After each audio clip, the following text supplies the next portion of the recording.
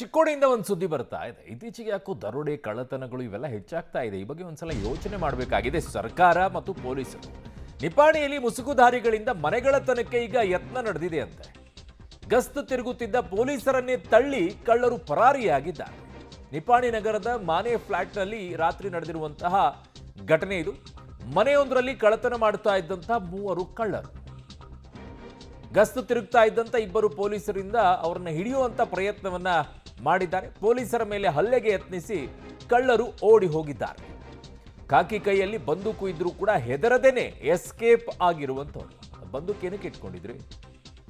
ಹಂಗೆ ನೋಡಕ್ಕ ಅಥವಾ ಆಯುಧ ಪೂಜೆಯಲ್ಲಿ ಪೂಜೆ ಮಾಡಕ್ಕ? ಗಸ್ತು ತಿರುಗ್ತಾ ಇದ್ದಂತ ಪೊಲೀಸರನ್ನ ತಳ್ಳಿ ಪರಾರಿ ಆಗ್ಬಿಟ್ರಂತೆ. ಅವರು ಗನ್ ಇದ್ರೂ ಕೂಡ ಏನೂ ಮಾಡಲಿಲ್ವಂತೆ. ಚೆನ್ನಾಗಿದೆ.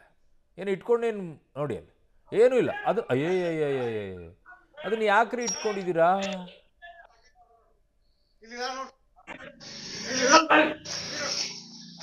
ಅವು ಇದಾವಲ್ವಾ ಅವ್ರು ಯೂಸ್ ಮಾಡುವಂಥ ಬಂದೂಕುಗಳು, ಅವಳು ಯಾವುದು ಯೂಸ್ ಆಗಲ್ಲ. ಅದನ್ನ ಹಾಕಿ ಲೋಡ್ ಮಾಡಿ, ಯಾಕಂದ್ರೆ ಅದರಲ್ಲಿ ಲೋಡ್ ಮಾಡಿ ಇಟ್ಟಿರೋದಿಲ್ಲ. ಕಳ್ರಿ ಹಿಂಗೆ ಬಂದು ಹಿಂಗೆ ಹೋಗೋ ಅಷ್ಟೊತ್ತಿಗೆ ಇವ್ರು ಹಾಕ್ಕೊಂಡು ಅದರಲ್ಲಿ ಹಾಕಿ ತುರುಕಿ ಬುಲೆಟನ್ನು ಹಾಕಿ ಲೋಡ್ ಮಾಡಿ ಫೈರ್ ಮಾಡೋ ಅಷ್ಟೊತ್ತಿಗೆ ಮುಗಿದದು. ಕಳ್ರೆ ಎಸ್ಕೇಪ್ ಆಗೋಗ್ಬಿಟ್ಟಿರುತ್ತೆ ನೋಡಿ.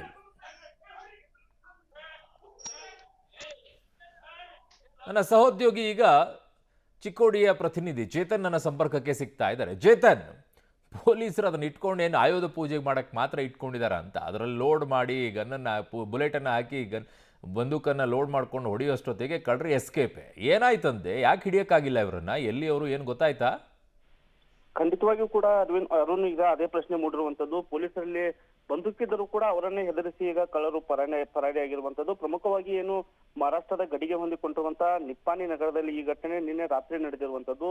ಇನ್ನು ರಾತ್ರಿ 2 ಗಂಟೆ ಸುಮಾರಿಗೆ ಏನು ಮಾನೆ ಏನು ಪ್ಲಾಟ್ ಇದೆ, ಅಲ್ಲಿ 3 ಜನ ಕಳ್ಳರು ಕಳ್ಳತನ ಮಾಡಲು ಯತ್ನಿಸುತ್ತಿರ್ತಾರೆ. ಆ ಸಂದರ್ಭದಲ್ಲಿ ಏನು ಗಸ್ತು ತಿರುಗಲು ಆಗಮಿಸಿದ್ದ ಪೊಲೀಸರು ಅವರನ್ನ ಪ್ರಶ್ನೆ ಮಾಡಿ ಕಳ್ಳತನ ಮಾಡೋರನ್ನು ಹಿಡಿಯಲು ಪ್ರಯತ್ನಿಸಿದಾಗ ಪೊಲೀಸರನ್ನೇ ಹೆದರಿಸಿ ಈಗ ಕಳ್ಳರ ಗ್ಯಾಂಗ್ ಓಡಿ ಹೋಗಿರುವಂತದ್ದು. ಪ್ರಮುಖವಾಗಿ ಪೊಲೀಸರ ಬಳಿ ಬಂದೂಕಿದ್ರು ಕೂಡ ಅದನ್ನ ಬಳಸಲಿಲ್ಲ ಅನ್ನೋ ಪ್ರಶ್ನೆ ಈಗ ಸಾರ್ವಜನಿಕರು ಮಾಡ್ತಾ ಇದ್ದಾರೆ. ಮೇಲಿಂದ ಮೇಲೆ ಈ ರೀತಿ ಏನು ಘಟನೆಗಳು, ಕಳ್ಳತನದ ಪ್ರಕರಣಗಳು ಗಡಿ ಭಾಗದಲ್ಲಿ ನಡೀತಾ ಇದ್ರು ಕೂಡ ಪೊಲೀಸರು ಕಳ್ಳರನ್ನ ಹಿಡಿತಿಲ್ಲ ಅನ್ನೋ ಆರೋಪ ಇದೆ.